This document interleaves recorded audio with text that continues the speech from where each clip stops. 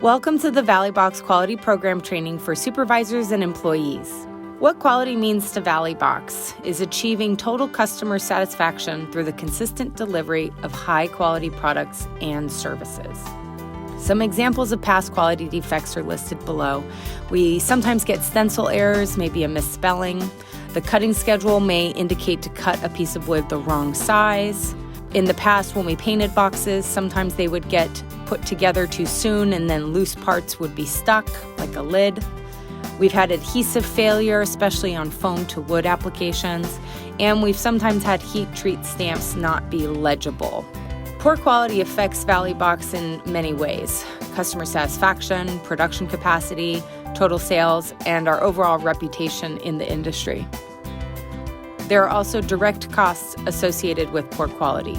The material that gets lost or thrown in the trash because it was cut wrong, the labor that it takes to recut a piece of material or to transport it around the plant, the engineering and administrative costs for marshaling and handling the returned item, and also the cost to ship it back and forth. The quality team leaders at ValleyBox are Alicia, Linda, Michael, and Teo.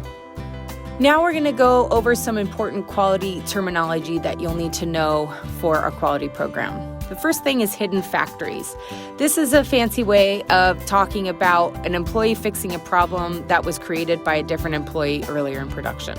So with the example of the cutting schedule being labeled wrong, the saw operator may always recognize that it's the wrong size piece so that they go ahead and cut it to the right size and they never report it. And that hidden factory just still remains in the system. And if another saw employee were to come and get that same cut schedule, he might cut it wrong because it hadn't been corrected.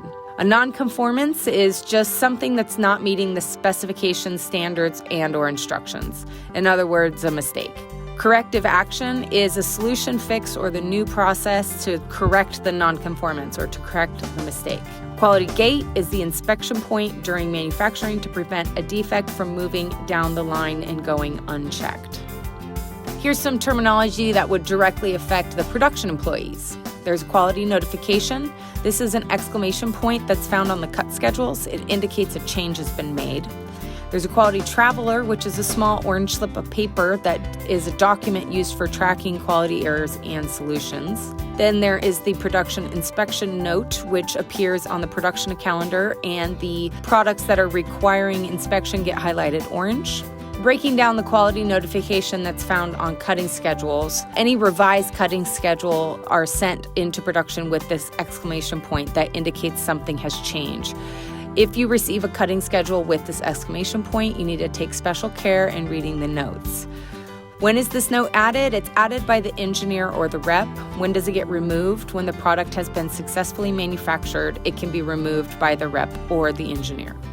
Breaking down the quality traveler is just a notification of the identified inspection points for production employees to stop and call an inspector. When is a quality traveler created?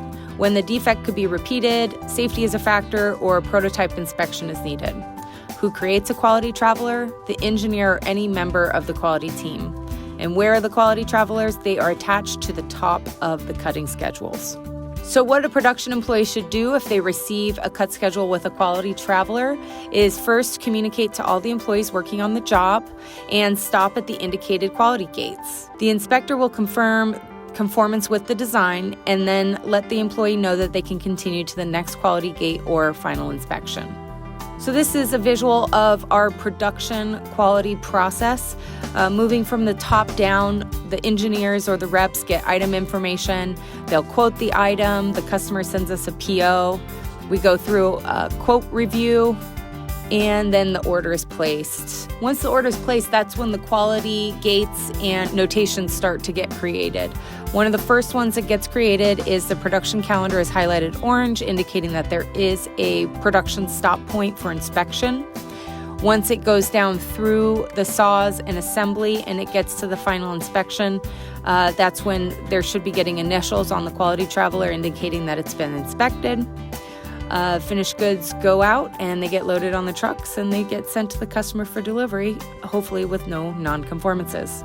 So a reporting process out in production for communicating a nonconformance would be that one, the nonconformance is discovered and it gets stopped by the employee, who then gets the supervisor, who should contact the engineer that designed the project. Then two, engineering will come down and resolve the issue. They might create or update the quality traveler. They may just verbally say, get to this next point and then call me. So after that point, production restarts and the employee will stop at the next quality gate and contact the engineer to come down and inspect. So it's really easy. Just if you come across something that is confusing or seems like it's not right, just stop, get your supervisor. They'll get the engineer down there to clear things up. So this is the breakdown of the reporting of a nonconformance. The first action that we discussed was the containment actions, which is to stop production. So we're containing the quality defect from traveling down the line. There's a nonconformance evaluation by the engineer who designed the job. Our primary goal is to fulfill the current production quantity. We don't want to focus on doing a root cause analysis right away. Our main goal is to get that product delivered to the customer on time. The nonconformance that was discovered may trigger some document revisions. It may trigger a BIQ investigation, which would be performed by the quality leaders to investigate a root cause. A quality board inspection form may be generated, and there may be a quality board meeting. So speaking of quality boards, there's some more quality terminology now. A quality board is a physical location where production teams meet once a week to review any open quality gates. The quality board inspection form is what's hanging on the quality board. It's a document to track the effectiveness of a corrective action. When do we meet at the quality board?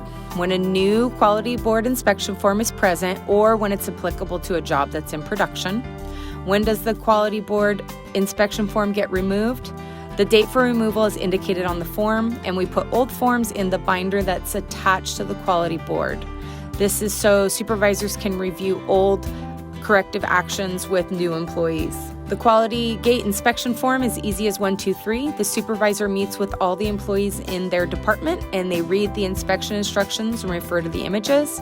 They see if anyone has questions and you dismiss the group. So at Valley Box, we want to achieve total customer satisfaction through the consistent delivery of high quality products and services. Some important things to note about this quality motto is that we're not saying that accidents, mistakes, nonconformances don't happen. We just don't want those nonconformances to reach the end customer. We want to catch those things before they leave and put systems in place to prevent them from happening again. Now it's time for a little quiz. We are going to place the quality gate where it needs to be. So remember, the goal of a quality gate is to prevent the nonconformance from moving to the next stage. The inspection should be after the fix has been made. So if wet paint caused two pieces of wood to stick together, where would the quality gate be during production?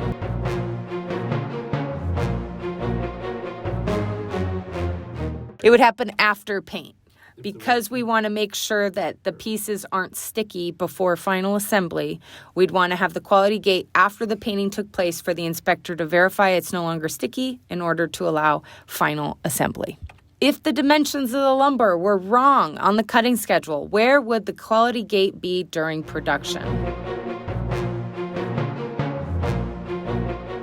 The correct answer is after the saw operation. So we want to inspect that wood was cut to the correct length prior to it going into sub-assembly. If the stencil were sprayed with the wrong color, where would the quality gate be during production? The correct answer is after stencils. We want the inspector to double check that the stencils were sprayed on correctly prior to it being delivered. If you need to allow spray adhesive glue to become sticky before attaching to the wood's surface, where would the quality gate be during production?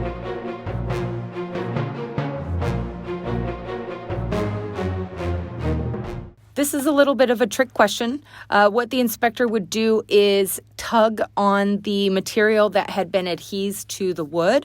So we'd want it to happen after the sprayed adhesive was applied and the two pieces were stuck together.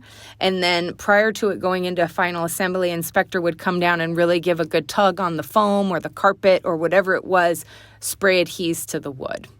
So it's a little bit of a trick question there because we can't really inspect the tackiness of the adhesive without it drying and then being not effective. And the last one, if the entire heat treat stamp must be legible before shipping, where would the quality gate be during production? The answer is after the heat treat stamp is put on. So we just want to make sure that that's legible before it gets on a truck. So remember what quality means to Valley Box: achieving total customer satisfaction through the consistent delivery of high quality products and services.